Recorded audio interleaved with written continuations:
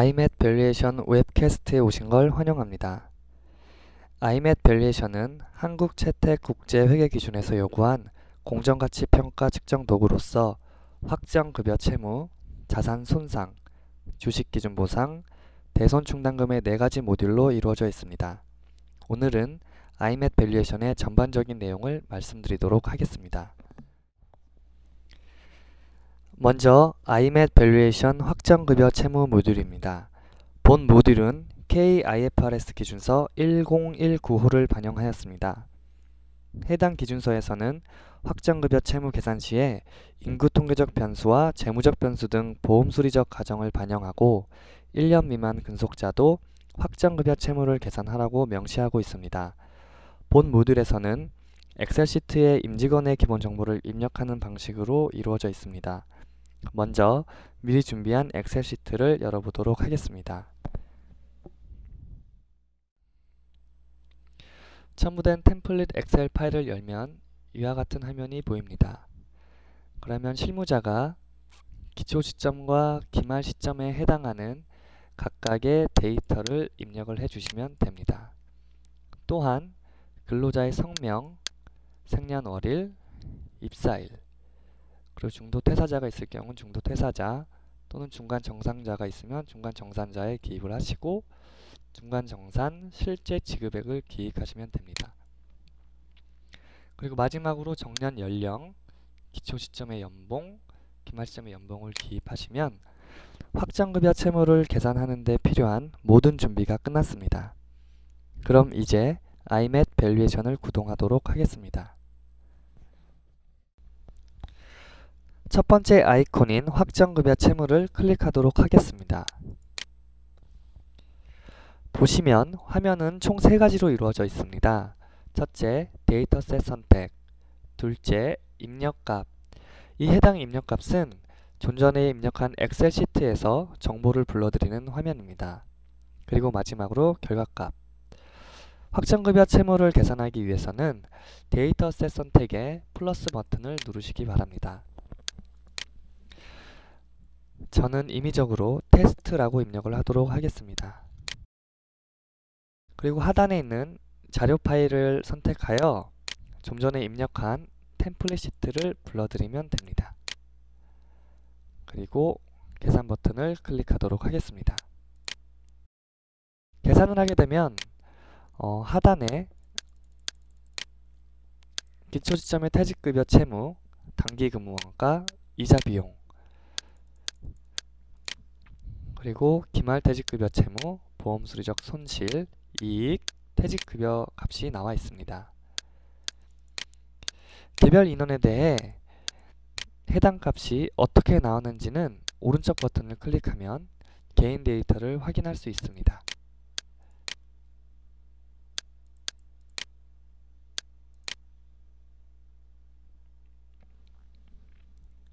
이제 iMath 밸류에이션의 두 번째 모듈인 자산 손상을 보도록 하겠습니다. iMath 밸류에이션 두 번째 모듈인 자산 손상입니다. 본 모듈은 K-IFRS 1036호를 반영하였습니다. 1036호 기준서에는 자산의 장부 금액이 회수 가능액을 초과하는 금액만큼 손상 차선으로 인식하여야 하며 매 보고 기간 말 자산 손상을 시사하는 징후가 있는지를 검토하라고 권고하고 있습니다. 본 모듈에서는 자산 손상의 계산은 간단한 키인으로 이루어지며 내용 연수에 따른 재무 예산을 반영해야 합니다. 그럼 간단한 시연을 하도록 하겠습니다. 두 번째 자산 손상 버튼을 클릭하면 화면과 같이 창이 생성되고 저는 예시로 화면의 값을 입력하도록 하겠습니다.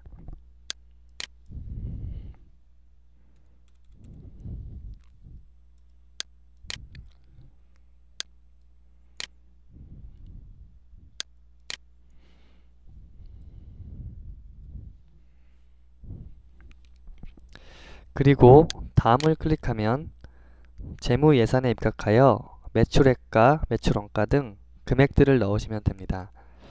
저는 예시로 미리 만들어 놓은 값을 넣도록 하겠습니다.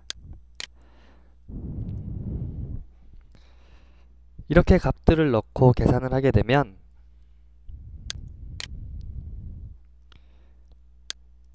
장부금액 2,000원에 세전 사용 가치가 1,800원이라는 것을 알 수 있게 됩니다. IMAT 밸류에이션의 세 번째 모듈인 주식 기준 보상에 대해 말씀드리도록 하겠습니다. 주식 기준 보상은 KIFRS 기준서 11025에 준하여 만기 이전에 주식을 행사할 수 없는 블랙숄즈 모형 대신 이항 모형을 반영하였습니다. 또한 다양한 상황에 따라 주식 선택권 값을 생성할 수 있으며 이번 예시에는 용역 제공 기간을 고려할 때를 가정하여 시연을 하도록 하겠습니다. IMAT 밸류에이션을 실행한 후 세 번째 아이콘인 주식 기준 보상을 구동하도록 하겠습니다.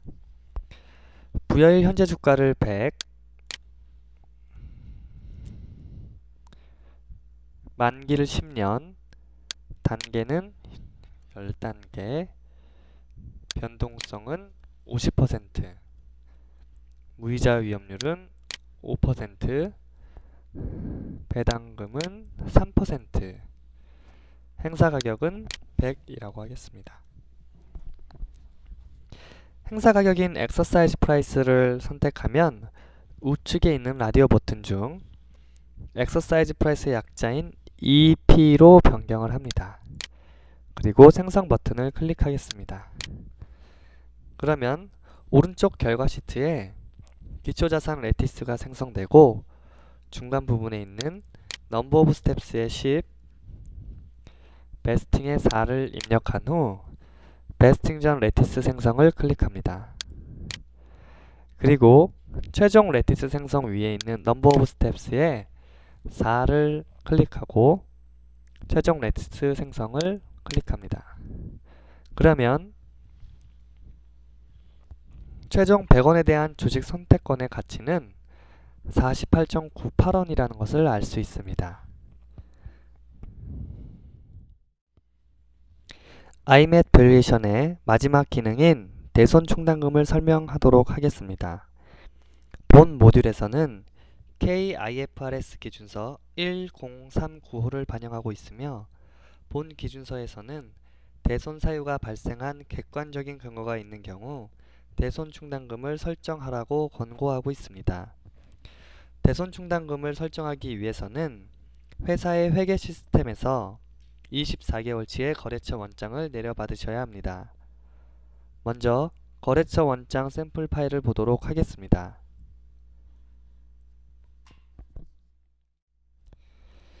해당 거래처 원장처럼 보고기간 말 전 24개월치의 거래처 원장을 각 시트별로 삽입을 하고 한 파일로 만들어 주시면 됩니다.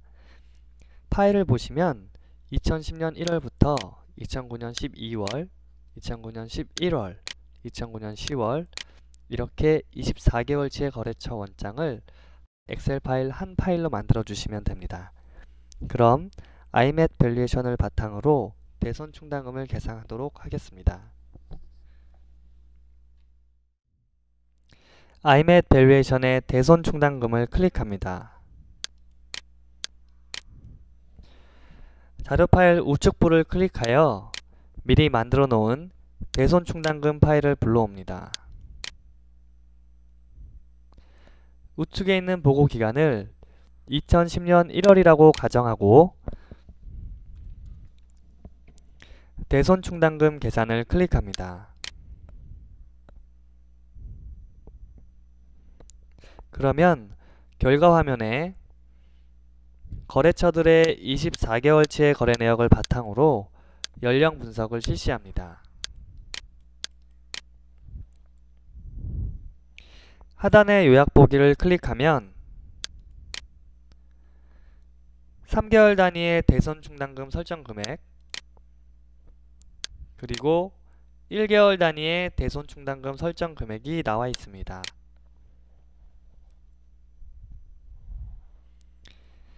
다시 결과 보기로 돌아가서 단기에 발생한 미회수 거래처에 대해 한눈에 알아볼 수 있도록 조건을 설정할 수 있습니다. 상단에 있는 미회수 거래처 설정 조건의 드랍다운 버튼을 누르면 1개월부터 12개월까지를 선택할 수 있습니다.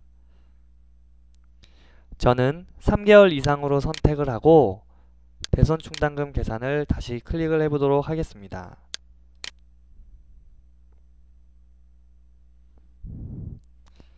이렇게 되면 3개월 이상 연체된 거래처에 대해 빨간색으로 표시를 하게 됩니다.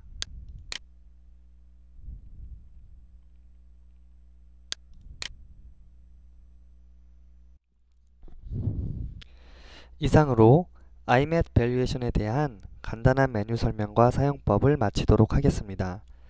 기타 문의사항은 아래의 연락처로 문의를 주시기 바라며 좀 더 구체적이고 실무적인 사용법으로 차후에 다시 인사드리도록 하겠습니다. 감사합니다.